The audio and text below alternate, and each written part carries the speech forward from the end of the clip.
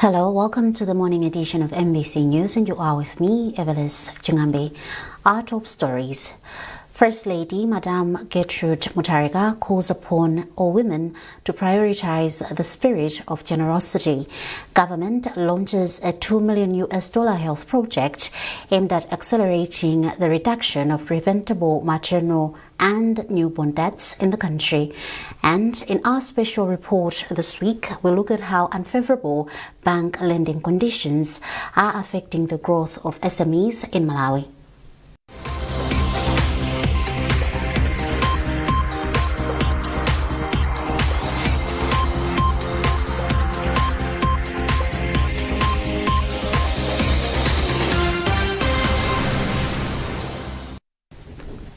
Thank you for joining us. Now the news in detail. First Lady Madame Professor Gertrude Mutharika has called upon all women to prioritize the spirit of generosity. She made the call as she joined women globally in commemorating the International Women's Day of Prayer. In a statement, the First Lady said women should use this opportunity to reflect on the important role they play in fostering safer environments within their respective communities. Women across the world hold prayers every year on the first Friday of the month of March to pray for different issues affecting the world. Vice President Dr. Jane Ansah has urged women in the country to be instruments of peace and have trust in God amidst various challenges facing the world. Dr. Ansah was speaking in Lilongwe during special prayers to mark Women's World Day of Prayer. Charles Ruhara reports. Vice President Dr. Jane Ansah joined women from across the country in a shared moment of reflection, prayer and solidarity to mark the Women's World Day of Prayer. Dr. Ansah has encouraged Malawians to have trust in God, for people to have great exploits as he holds the fate of mankind. As we reflect on the words, I'll give you rest, it is an invitation to come and be renewed. We are being invited that we should come to Jesus because he is able to renew us. It is an invitation to come and be strengthened. When we are so weak, we cannot strengthen ourselves. Jesus, when we go to him, he will strengthen us. It is an invitation to come and become the instruments of peace, compassion, and hope in our communities. You know, when we stand up, we become part of the solution and not part of the problem. Let us decide today that I will be part of the solution in Malawi. I will not be part of the problem, no matter what comes to us. Yes. Hallelujah. Amen. So I encourage you, my fellow ladies, that let us take courage, knowing that our Lord is the solution. The International Women's Day of Prayer brings together women from diverse backgrounds to pray, share personal stories, and discuss issues affecting women globally.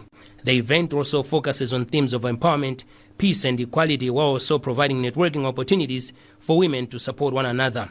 Held under the theme, Come to Me and Find Rest, taken from the book of Matthew chapter 11, from verse 28 to 30, Women's World Day of Prayer is held every first Friday of March. Charles Wahara, MBC News, Lilongwe. As Malawi joins the rest of the world in celebrating International Women's Day today, women working in different sectors of development have singled out lack of business capital as a setback to their economic progress. The challenge was raised during Women's Breakfast and Business Expo meeting held in Blantyre, organized by Mirage PR. A senior official at the Center for Alternatives for Victimized Women and Children, KAVOC, Baina Kasim, appealed to government and financial institutions to introduce soft loans policies in order for disadvantaged women to easily access loans and engage in business activities that would uplift their financial status. Firstly, I would say it's poverty, where many women are not economically sound. So this is a problem that is choking them.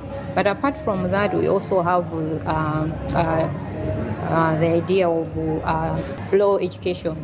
where most women are not that educated. So that also hinges on them. And apart from that, we have the cultural norms that we have in the society where we are living, where maybe women are taken to be of second class, and then they cannot do or they cannot contribute to the economic or social attainments of the country. Speaking at the Expo, founder and executive director of Mirage PR, Efrida Chigwe, emphasized the need for women to start encouraging and supporting one another in order to progress in all areas of development. So this year the theme is to give and gain, which is referring to what it has taken us to get to the level that we are in various spaces and what it would take to bring others as well to that same center stage. So we're looking at how women can give back and support each other, and that has been the core across all of the presentations and networking opportunities that we've put together today. Particularly for the SME clinics, there are quite a lot of gaps that we notice. Key amongst them is a lot of SMEs have been a bit stagnant at the level that they've been operating at over so many years. As you know, the rate at which SMEs fell in developing countries, not just Malawi, is quite high. So we wanted to see how best we could empower them with various skills to support their sustainability as well as their growth. Minister of Local Government and Rural Development Ben Piri has challenged engineers in the country to provide solutions to infrastructural and technological challenges the country is facing. He said this in Lilongwe during celebrations marking the World Engineering Day. Mai Tomotsi reports. Minister of Local Government and Rural Development Ben Piri has challenged the engineers to maintain integrity, saying a bigger percentage of the 5 billion Constituency Development Fund CDF will be spent on infrastructure projects that require guidance and advice from them. If you do a research, you will find that countries that have developed, they use the local engineering skills to develop their country because the engineers do understand the local technical issues that are there. And I was inviting them to increase their appetite in the CDF because we cannot develop, we cannot move without their skills. So it is our wish and desire that we work out a partnership that will help us enhance quality. On his part, President of the Malawi Engineering Institution, MIE, Ronald Gundamtengo, said the engineering sector has the potential to transform infrastructure development in the country by taking advantage of advanced technologies and innovations. The Engineering Day itself is a day of reflection. We are reflecting how we are providing the services to the country, and now this theme is challenging us because it's speaking about smart engineering for sustainable future. And sustainable is when you are not compromising the future generation. The theme for this year's day for the World Engineering Day is Smart Engineering for a Sustainable Future through Innovation and Digitalization. Maim Tumodzi, MBC News, Lilongwe. Minister of Health and Sanitation, Madalito Waloi, has emphasized the need for proper maintenance of health infrastructure and equipment for sustainability and better service delivery. The minister said this during the official close-out meeting for COVID-19 Emergency Response and Health Systems Preparedness Project in Salima. She has challenged public hospital directors to implement proper maintenance strategies, as a ministry will also put in place proper provisions for health infrastructure and equipment maintenance. Catherine Banda reports. The Minister of Health and Sanitation, Madalito Waloi, said the project has been a success, looking at the infrastructure and equipment realized through the project. She was quick to warn that if the equipment acquired is not cared for and maintained, it will not last. She said in some cases, the nation end up losing high-quality equipment and infrastructure due to lack of proper maintenance. She said within the project, the ministry has managed to construct incinerators, pediatric wards, the construction of infectious disease unit at Queen Elizabeth, refurbished some wards, scanning equipment, among many other gains, which she says will enhance service delivery and the spending to access such services in other areas. She further reminded the health workers on directives that were made to health service providers in regards to free public health service delivery and to maintain professionalism and high working standards. We want to maintain their high quality equipment. We've received MRIs, CT scans, X-rays in various hospitals across Malawi from north. We have Rumpi, we have everywhere. So what we are saying is we have to have a strategy on how we make sure we maintain that. And as a ministry, we will also make sure that we put proper provisions that we still maintain this so that we use them and Malawians benefit from them. Meanwhile, Kamuzu Central Hospital Director General Dr. Amos Nsegandiana said as the hospital they will ensure they align their priorities well to ensure timely maintenance of their equipment. We benefited from radiological equipment. We've got a CT scan. We also got an MRI for imaging. This will go a long way in assisting our patients who might require this equipment to facilitate and deliver quality care. The project, which started in 2020, ended in December 2025 with financing of about $96 million, approximately 166.4 billion kwacha from the World Bank. Catherine Banda, MBC News, Lilongwe. You're watching MBC News and you are with me, Evelis Chingambe. A reminder of our top stories. First Lady, Madam Professor Gertrude Mutharika, calls upon all women to prioritize the spirit of generosity. Government launches a $2 million health project aimed at accelerating the reduction of preventable maternal and newborn deaths in the country. And in our special report this week, we'll look at how unfavorable bank lending conditions are affecting the growth of SMEs in Malawi.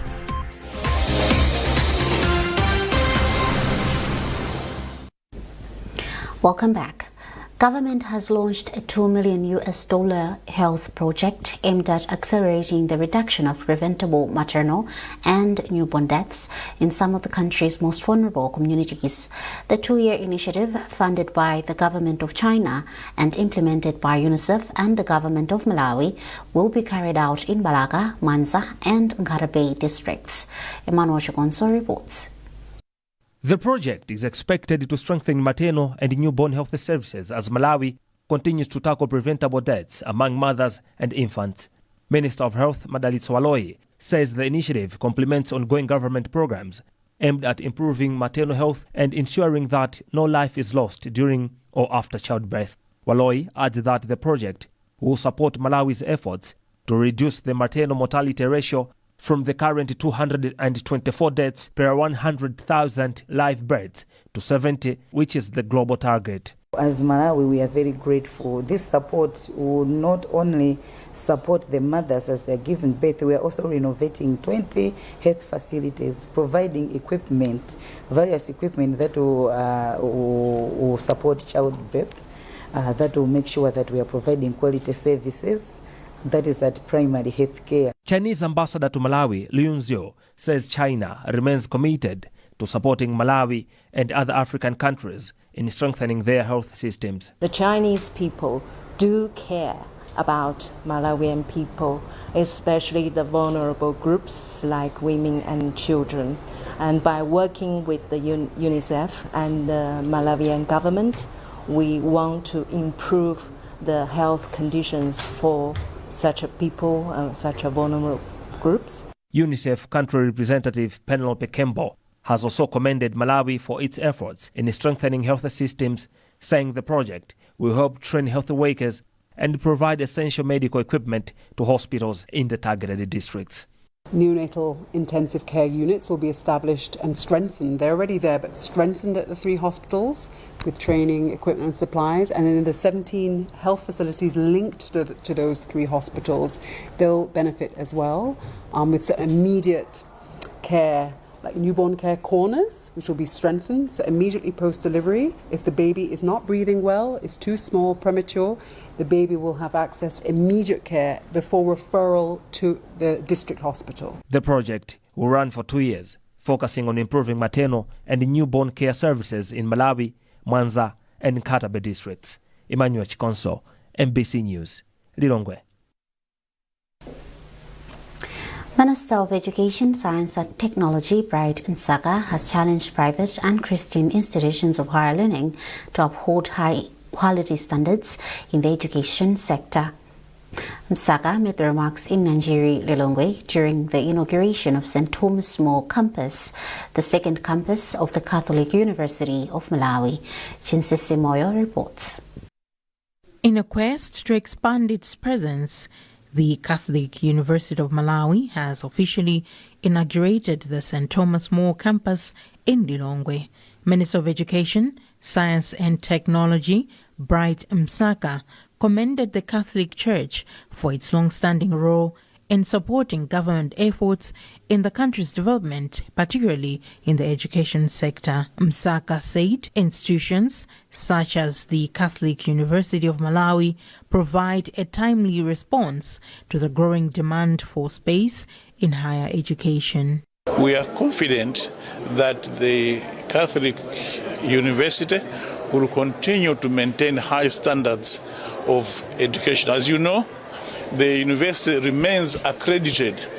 When it is accredited, it means that it has met all the requirements of a university as set by the National Council for Education. So we'll support them.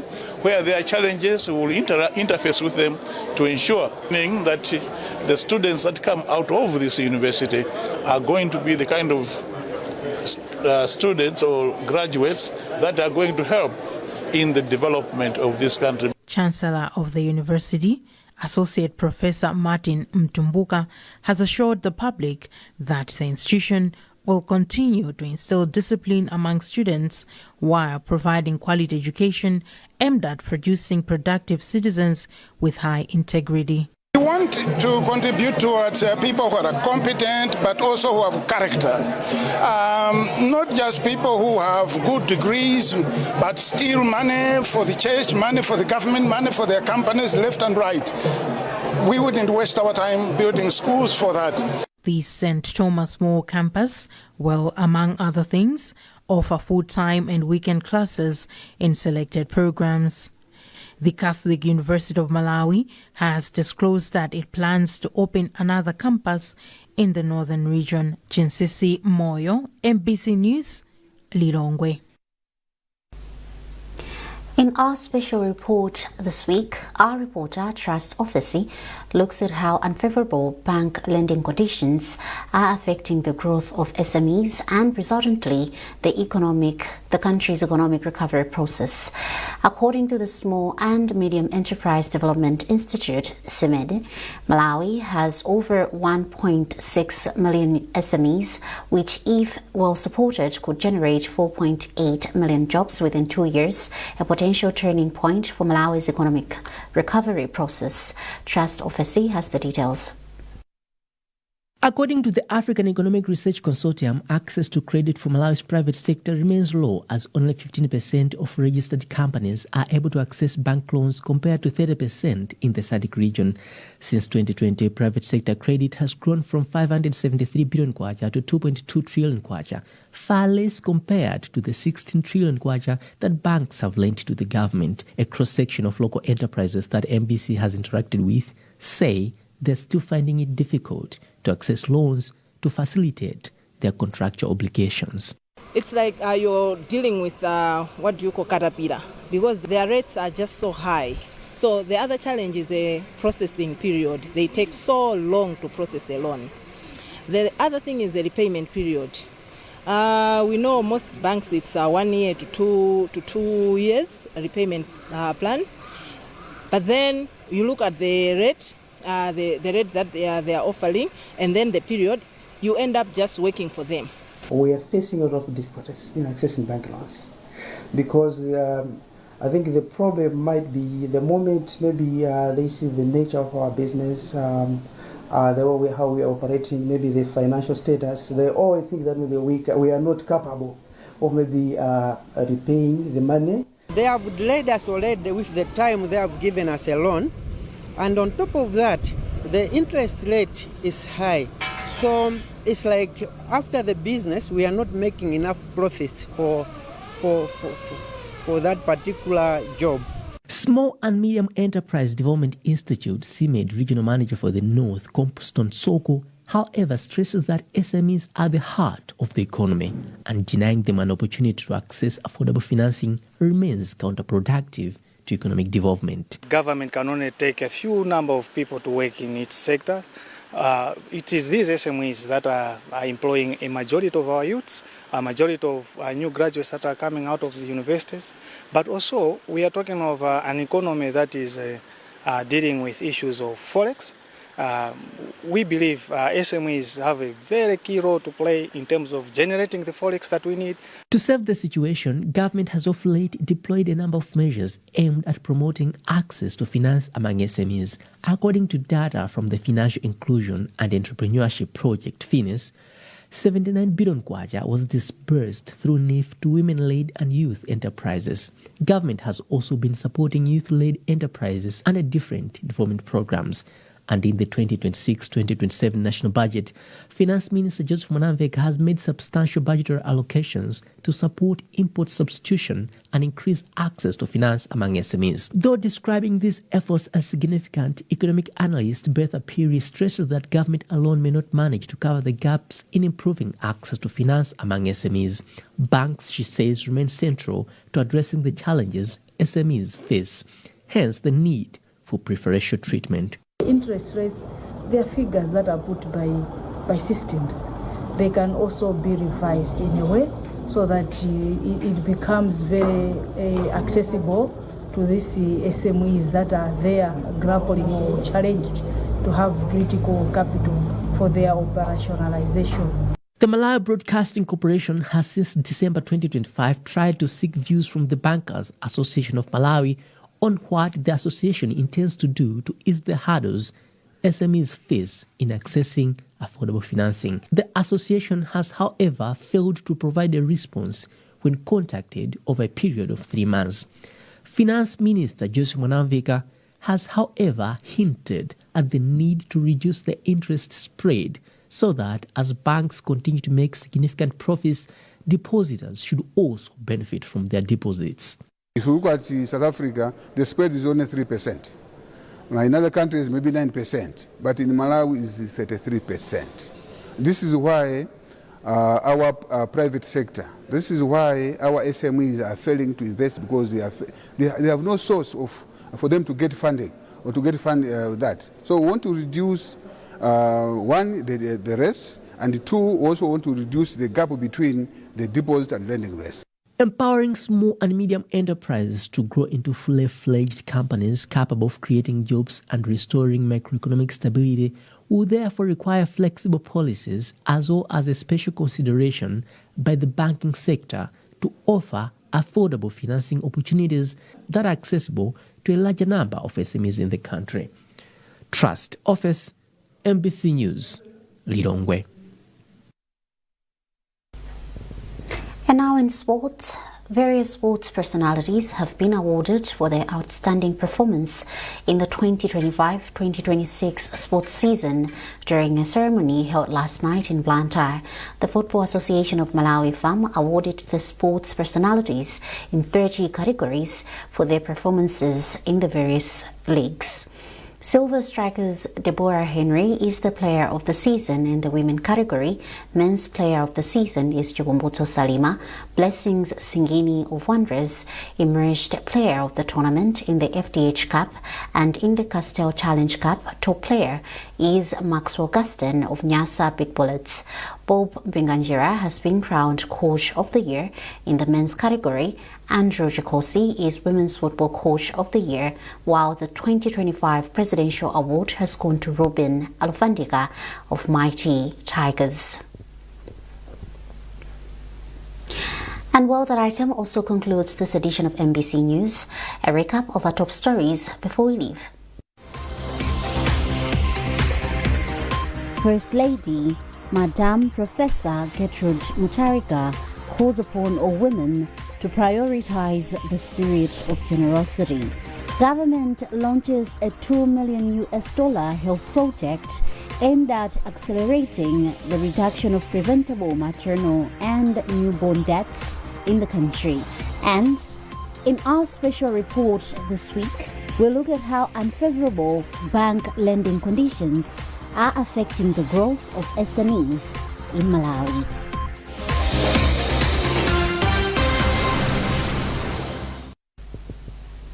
Visit MBC Digital on Facebook, X and Instagram for more news and updates. You've been with me, Evelis Chingambe. Thanks for watching and good morning.